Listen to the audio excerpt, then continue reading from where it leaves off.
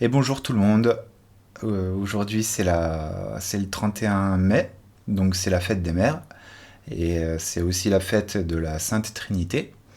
Donc bon, je m'y prends au dernier moment parce qu'il est 22h58, mais je fais cette petite vidéo pour essayer d'expliquer dans les grandes lignes pourquoi je crois que la Trinité est réelle et que la réalité est trinitaire. Donc, en gros, je pense que la conscience et l'information sont les principes fondamentaux et que la matière physique émerge de ça, en fait. Donc, contrairement à nos dogmes scientifiques passés et présents qui pensent que la conscience émerge du cerveau, moi je pense l'inverse. Et ce qui est vraiment génial, c'est que du coup, maintenant, je suis loin d'être le seul. Il y a plein de scientifiques qui vont par là. Donc, bien sûr, il y a John Wheeler qui avait dit Eat from bit, qui postulait que l'information était une donnée, enfin un principe fondamental de l'univers, en dessous, enfin sous-jacent à la matière, à l'espace-temps, etc. Pardon. Là récemment, enfin il y a plus de 6 mois maintenant, il y a eu Maria Strome qui a écrit donc un article scientifique. C'est une physicienne qui travaille dans la mécanique quantique notamment, et donc elle a postulé que la conscience était primordiale, enfin elle parlait pas de l'information je crois dans son article, mais voilà elle disait, elle postulait que la conscience était primordiale et aussi éternelle. Et elle a fait aussi plein de rapprochements, donc des rapprochements avec les écrits anciens. Et ça, c'est vraiment génial parce qu'il faut absolument que la science s'ouvre à, à la mystique, à l'hindouisme, la kabbale, etc. Parce que, de toute façon, on se rend bien compte aujourd'hui que les anciens savaient. Voilà. Euh, Nous, on a certes une grande avancée technologique, mais voilà, on est matérialiste. Dans notre représentation collective du monde, c'est matériel. Et y a franchement beaucoup de raisons de penser que c'est pas le cas. Que le dogme matérialiste, je crois qu'il est sur le point de s'effondrer.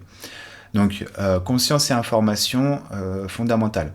Alors, je vais essayer d'expliquer un petit peu comment j'ai fait pour en arriver là. Donc en fait, au début, c'est Jean-Pierre Petit et son modèle bimétrique Janus qui m'a inspiré. Euh, donc un modèle bimétrique, nous, là, notre réalité, elle est faite de matière et de masse, de masse et d'énergie positive. Seulement, dans notre modèle standard scientifique, on a détecté, on a déduit des particules négatives. Donc en fait, on voit qu'il y a du positif et du négatif. On en a déduit l'antimatière, etc. Et je vais vous passer d'autres questionnements, notamment par rapport au fait que au tout début de l'univers, apparemment, il y avait 50% d'antimatière, 50% de matière, et que ça s'est stabilisé vers quasiment une totalité de matière, et on ne sait pas pourquoi. Je vais pas vous parler de ça. Excuse-moi, je m'embrouille un peu, j'ai pas prévu le truc. Donc, comment je suis arrivé à là? Comment j'en suis arrivé là? Donc voilà, le modèle bimétrique de Jean-Pierre Petit, matière et masse d'énergie positive. Moi, j'ai imaginé ce que ça. Je me suis posé la question de ce que ça pourrait être matière et énergie de masse négative. Et en fait, j'en ai déduit que, du coup, c'était le fait que polarisation soit positive, c'est ça qui entraîne du coup l'émergence de la matière et de l'espace-temps. Et du coup, une masse ou une matière d'énergie négative, en fait, pour moi, c'est quelque chose qui est dans la non-manifestation.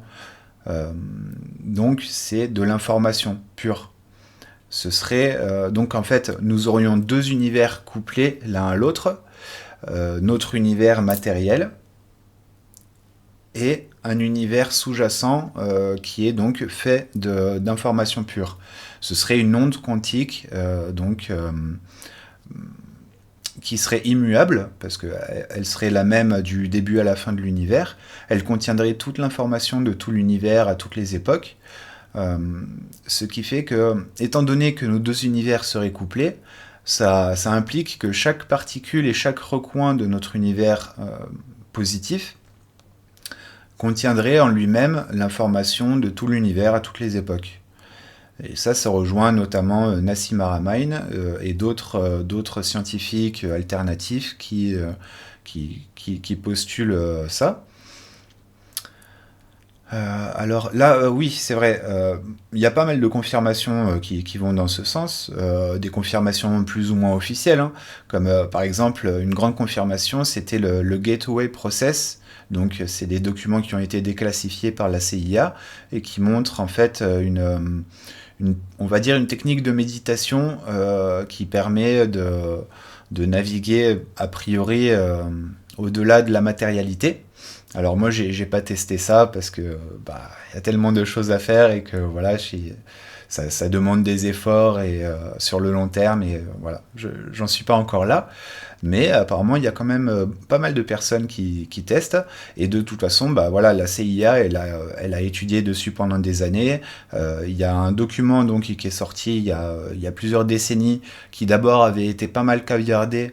Et là, il y a 2-3 ans, il a été de nouveau sorti en propre.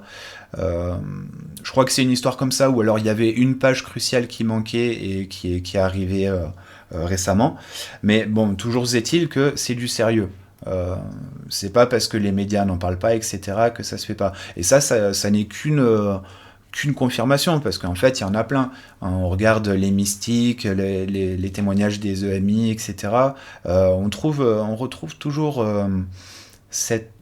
on retrouve très souvent en fait des témoignages qui expriment que en fait, il y a une espèce de connexion avec l'entièreté de l'univers, une sagesse qui s'acquiert, et qui disparaît au retour sur Terre. Mais en tout cas, bon, voilà, il y a beaucoup d'éléments qui vont dans ce sens. Et une autre confirmation donc, que j'ai eue là il y a 2 semaines en regardant une vidéo de Miles, il s'appelle MYLES. Donc c'est en fait une expérience scientifique menée par le MIT en 2020 en utilisant je crois 40 personnes qui étaient enfermées dans des sarcophages hermétiques, etc. Elles étaient surveillées par EECG, voilà, elles étaient neuronalement surveillées, et en fait, il y a eu des comment dire, dans des tests d'échange d'informations, on va dire, entre ces personnes-là, qui étaient impossibles, hein, parce qu'elles étaient loin entre l'espace, elles étaient dans leur sarcophage, etc., donc elles ne pouvaient pas communiquer les unes avec les autres, mais des expériences ont été faites, et elles ont indiqué donc des statistiques aberrantes, c'est-à-dire, voilà, comment expliquer ça ? En gros, je vais vous sortir la phrase que j'ai collée ici, hop, voilà. Donc la phrase qui a été sortie, c'est « Ces résultats suggèrent l'existence d'un substrat informationnel non local sous-jacent à l'activité neuronale consciente. » Donc substrat informationnel non local sous-jacent, c'est exactement ce dont je parle. Notre monde, notre univers jumeau négatif, qui serait une onde quantique universelle, voilà, sous-jacente, etc. Donc, la conscience et l'information seraient fondamentales, et la réalité serait créée à partir de la conscience et de l'information. Or, quand on regarde l'alchimie, c'est ce qu'elle nous décrit avec les 3 grands principes. Soufre, combiné au mercure, donne le sel. Le sel, c'est donc la réalité matérielle. Là, je donne mes interprétations, hein, ça s'écarte sans doute un petit peu du canon, on va dire, officiel de l'alchimie. Mais bon, voilà, j'essaie de comprendre les choses à ma sauce, donc surtout vérifiez, hein, n'hésitez pas à vérifier, voilà.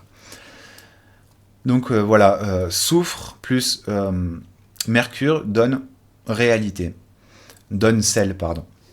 Donc moi ce que j'interprète là-dedans, c'est que le soufre, ce serait la conscience universelle, la conscience en fait, tout simplement.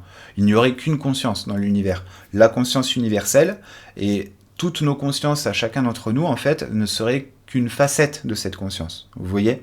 Donc déjà, nous serions tous unis de par la conscience. Donc ça, ce serait le soufre. Et le mercure, ce serait donc l'onde quantique dont je parle, le monde négatif.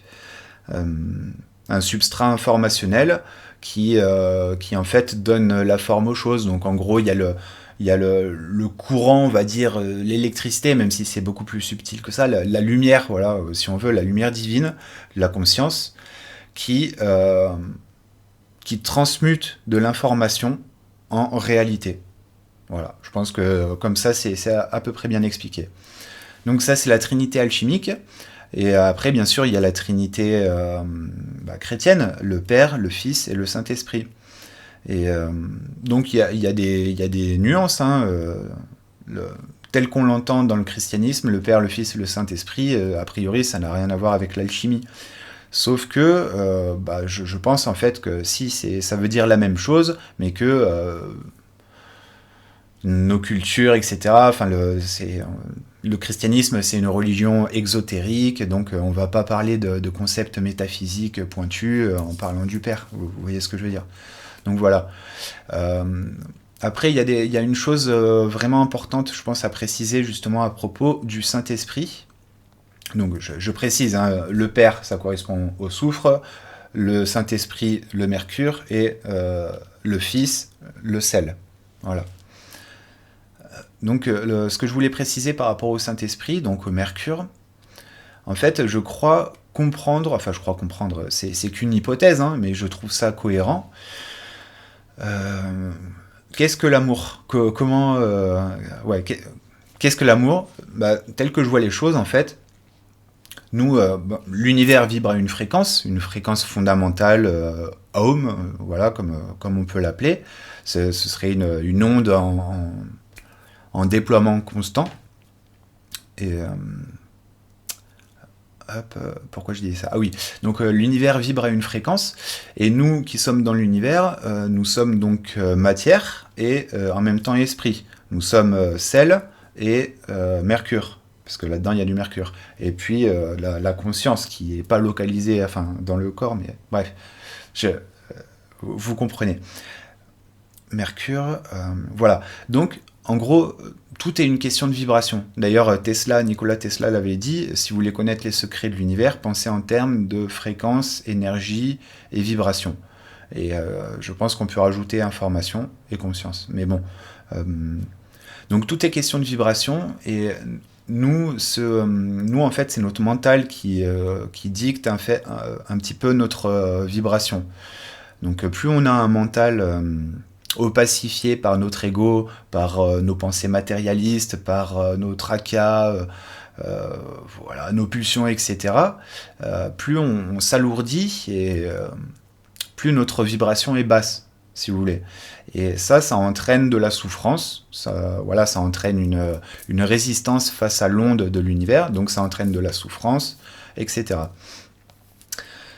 Mais quand on se libère du mental, quand on libère, on se dépouille de notre ego, donc de l'attachement au moi, etc., là on élève notre fréquence, et plus on élève notre fréquence, plus on rejoint celle de l'univers, et je crois que c'est ça l'amour, en fait, que c'est la résonance de notre fréquence qui entre en phase avec celle de l'univers.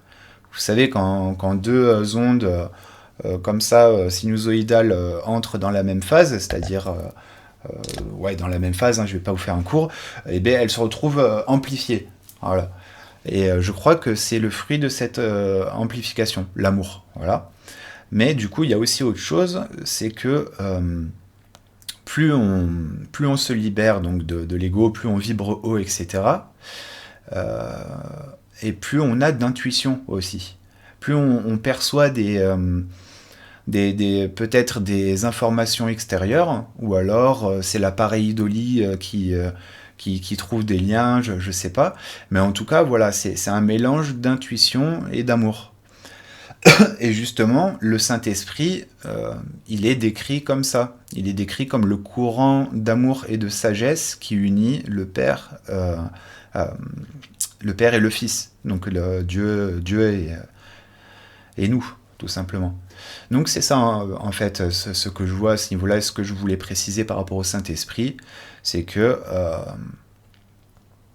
le Saint-Esprit, donc c'est un code, c'est juste un code informatique, enfin informatique, c'est au-delà, mais c'est un code contenu dans une onde quantique, et on a tous ce code en nous-mêmes, comme toute chose a ce code. Mais nous-mêmes, plus on s'approche de la vibration, on va dire, de la fondamentale, euh, plus la compréhension de ce code vient à nous. Donc ça, c'est la sagesse, représentée par la lune dans l'hermétisme, et également plus l'amour de Dieu nous pénètre. Et donc je pense que c'est la fameuse résonance des ondes, et ça c'est symbolisé par le soleil dans l'hermétisme. Quand on regarde dans l'Apocalypse chapitre 12 verset 1, et on vit, alors je vous le dis de mémoire, hein, c'est et on vit un grand signe dans le ciel, une femme avec le soleil comme manteau et la lune à ses pieds. Et après il y a une histoire de dragon à 7 têtes.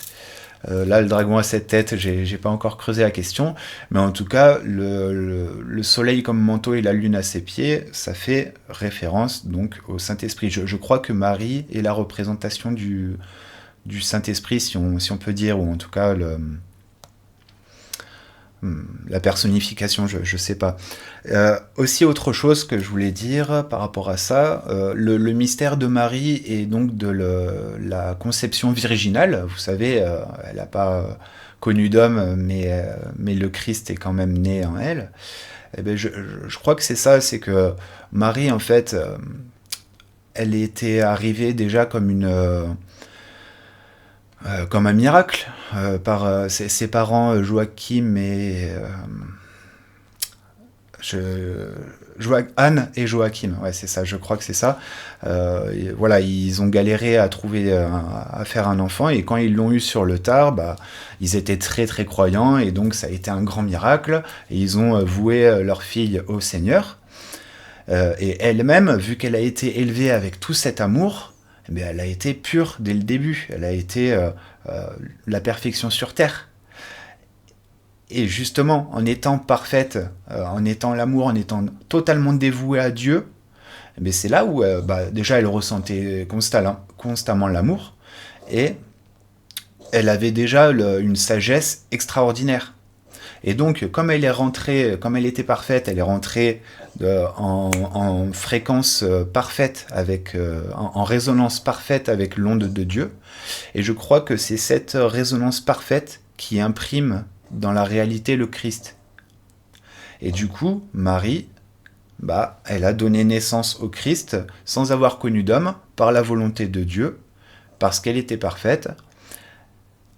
Et voilà, je crois que c'est un bon début pour ça. Ah oui, il y a autre chose. Ça, je l'ai expliqué dans le texte, là, le long texte de 27 pages que j'avais fait il y a un mois. Putain, ça passe vite. Hein. Ça passe beaucoup trop vite. Il faudrait que j'en parle aussi. Pourquoi je dis ça ? Mince. Je vous demande pardon. Hein. Peut-être je couperai ces passages-là où je dis rien. C'était quoi le truc ? Ah oui, c'est ça, c'est que de nos jours, avec tous les traumatismes, toute l'horreur dans laquelle on vit, etc., c'est quasiment impossible qu'il y ait une femme parfaite sur Terre, parce qu'on se traîne tous des énormes bagages, des énormes casseroles, je veux dire. Donc il y a très peu de chances qu'une femme donne naissance au Christ. Mais seulement, justement, Jésus, il nous a montré, il nous a appris que Dieu est pardon, que Dieu est miséricordieux. Et c'est normal qu'il soit miséricordieux parce qu'il nous a créés comme des ignorants, on ne sait pas. Donc on est voué à pécher. Et c'est en péchant d'ailleurs qu'on se comprend soi-même et qu'on comprend les autres et qu'on évolue. Afin de ne plus pécher. Donc en fait tout ça c'était prévu par Dieu à la base, tout comme le fait qu'on chute en fait, qu'on mange le fruit défendu. Mais voilà, donc Jésus nous a dit que Dieu était pardon et il est mort pour nous sauver de nos péchés. Enfin, vous connaissez ces dogmes catholiques et chrétiens. Ce qui veut dire que, en fait, n'importe qui, depuis Jésus, peut, à mon avis, imprimer le Christ en lui, ou en elle. Voilà, tout simplement parce que Dieu nous pardonne, et que si nous, on arrive à se libérer de nos péchés, à ne plus les commettre, bien sûr, donc à se repentir, et à, voilà, si on arrive à devenir parfait comme notre Père Céleste est parfait, c'est une parole de Jésus, eh bien, je crois que c'est ça qui imprime le Christ, parce que du coup, on entre en résonance parfaite avec l'univers, etc. Vous avez vu l'idée. Bon, je vais continuer un petit peu avec le modèle scientifique. Il y avait autre chose aussi à dire. Bon, c'est pas trop lié à la Trinité, donc c'est un peu hors sujet. Mais en gros, si nous sommes couplés, si notre univers matériel, physique, positif est couplé à un univers négatif, alors la gravité émerge probablement de ce couplage. En fait, la gravité, ce serait